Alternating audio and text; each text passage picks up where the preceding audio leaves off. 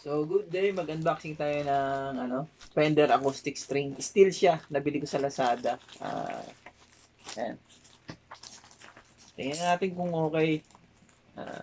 Kasi mahirap maghanap ng ng mga string. Mura. Dahil sa panahon ngayon. Ayun. Oh, may libreng pick oh. Galing ah. One pick. Yung price niya ito. Ay, may libreng pick. Kulay pink pa. Ayan yung price niya. Nabili ko sa Lazada. Tingnan natin kung kompleto. Yan, bronze siya. 80 by 20. Sorry. Ay.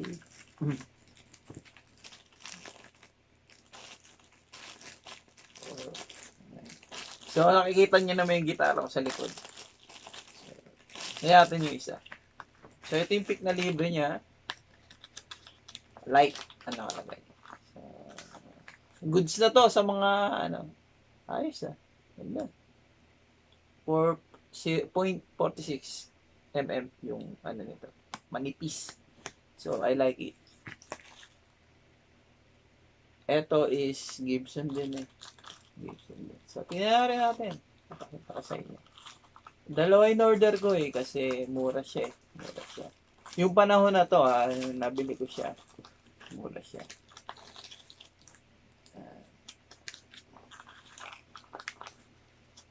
So, ayan.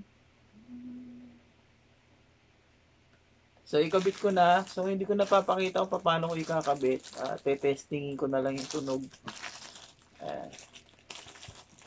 E. Ayan. E bass. E first string. E sixth string. Fifth string A.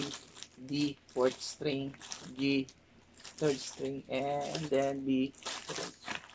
Ayan. O nga pala, if you like this video, click like and subscribe. So, ikakat ko yung video, ikakabit ko, tapos ite-testing ko, at para marinig niyo yung actual na tunog. Okay? Wait lang.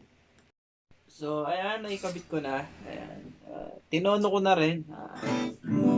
Hindi ko alam kung dinig malayo kasi yung hindi ako pwedeng gumamit ng ampli ngayon, gabi na kasi.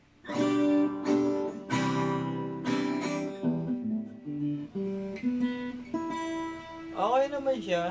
Itutuusin. Okay naman siya. So, focus ko. Lapit ko yung tugtog ako ng konti. So, ayan. Ite-testing ko siya. So, sa strumming,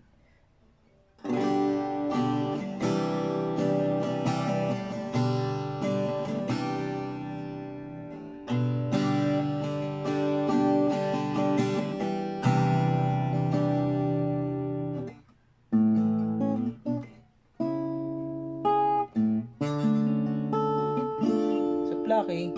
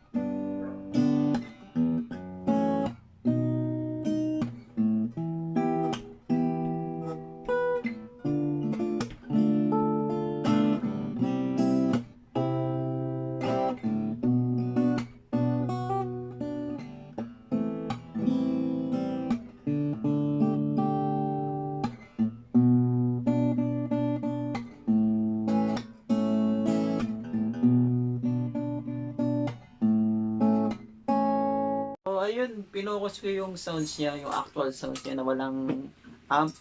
So, ayun yung tunog ng string na to. Hindi ko pa siya totally, yung natutono na maayos kasi bago pa. So, magkakaroon pa to ng adjustment hanggang sa maging fix siya dun sa normal na stretch niya. Kasi bago pa to eh. Maano pa to, mababatak pa to eventually. Pero okay naman siya. Totoo lang. Maganda naman. Pwede na pa-practice sa mga beginners. At mura siya.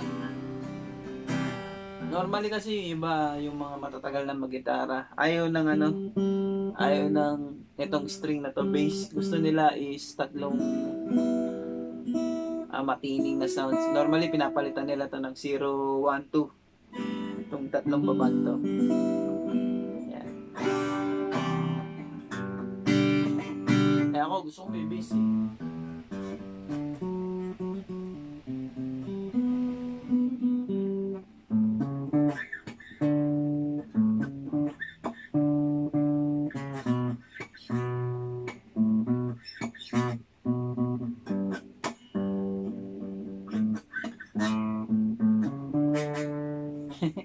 Yan, if you like this video, click like and subscribe. Yan, sa ulitin, dito ko siya nabili. At kagandahan nun may kasama siyang pick. If you like this video, click like and subscribe. Thanks!